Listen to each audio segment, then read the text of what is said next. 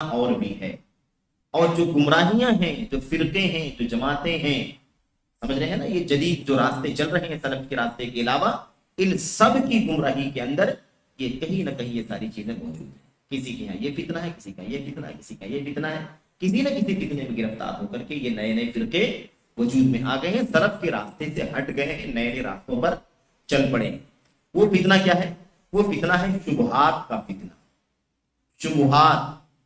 شبہات کے فتنے کی وجہ سے بھی، یعنی کنفیوژن میں پڑ جانے والی چیزیں، ڈاؤٹ میں پڑ جانے والی چیزیں، جس کی وجہ سے انسان ڈاؤٹ میں پڑ جائے، شک میں پڑ جائے، یہ ہے یا یہ ہے، حق ہے یا باطل ہے، صحیح ہے یا غلط ہے، ماننا چاہیے یا نہیں ماننا چاہیے، اس فتنے کی وجہ سے بھی بہت ساری گمراہیاں آئیں گی مستقبل میں۔ اللہ کے نبی علیہ الصلوۃ والسلام نے اس حوالے سے پیشین گوئی فرما دی۔ آپ علیہ الصلوۃ والسلام نے فرمایا، من سمع بالدجال فلینأ عنہ، جو بھی دجال کے بارے میں سنے تو اسے چاہیے کہ اسے دور بھاگے۔ دجال کے بارے میں جو سنے، دجال آ گیا ہے تو الرٹ ہو جائے، چوکنا ہو جائے اور اسے دور بھاگنے کی کوشش کرے، سامنا ہی نہ ہو، فتنوں کا سامنا ہی نہ ہو۔ یہ بھی بہت بڑی نادانی ہے۔ بہت سارے لوگ کہتے ہیں چلو سن کے دیکھنے میں کیا فرق پڑتا، سنتے تو صحیح ہے، خطرناک مسئلہ ہے۔ دور ہی رہنے کا حکم، دور رہنے کا حکم دیا جائے، اور جو جتنا بڑا فتنہ ہو، جہاں جتنا بڑا فتنہ ہو وہاں دوری اتنی ہی زیادہ ہونی چاہیے۔ اب مسئلہ یہ ہے کہ اللہ کے نبی علیہ السلام نے یہ بھی تو نہیں فرمایا کہ تم بڑے ایمان والے رہو، علم والے رہو، صلاحیت والے رہو تو تم مقابلہ کرو دجال کا، اور اگر ایسا نہ ہو تمہاری حالت تو تم دور رہو۔ آپ نے کیا فرمایا؟ من سمع بالدجال فلینأ، جو دجال کے بارے میں سنا اس کو کیا ہونا چاہیے؟ دور بھاگنا چاہیے۔ پتہ یہ چلا کہ فتنے کی جگہوں پر آدمی کو جانا ہی نہیں چاہیے، جس کا منہج واضح نہیں، جس کا عقیدہ واضح نہیں، جس کی تعلیم کا پتہ نہیں، جس کے اساتذہ کا پتہ نہیں، جس کے بیک گراؤنڈ کا پتہ نہیں، اس سے قریب ہی نہیں جانا ہے، دوری اختیار کرنی۔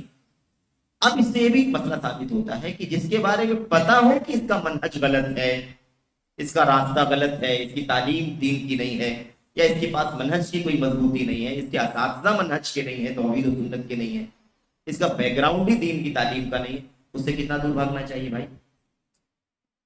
جس کے بارے میں پتہ ہے تو ان نون سے دور بھاگنا ہے، تو جس کے بارے میں معلوم ہے کہ غلط راستے بھاگنا چاہیے کہ بھاگنا؟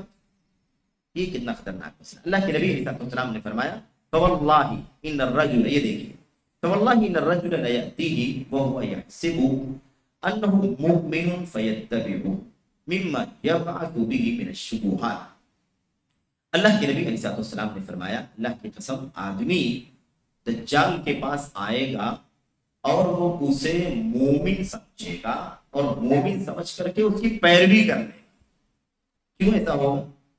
آپ نے آگے کہا مما یبعث بہ من الشبہات، اس کی وجہ یہ ہوگی کہ وہ ایسی شبہات کی چیزیں پیش کرے گا کہ آدمی کنفیوژن میں پڑ جائے۔ لیما یبعث بہ من الشبہات، اس لیے کہ بہت ساری شبہات پھیلائے گا وہ، اور وہ باتیں ہمارے سامنے ہیں، جنت اور جہنم لے کر کے چلے گا وہ، اور یہ جنت ہے، یہ جہنم ہے۔ اللہ کے نبی نے فرمایا اس کی جنت جہنم ہوگی اور اس کی جہنم ہے۔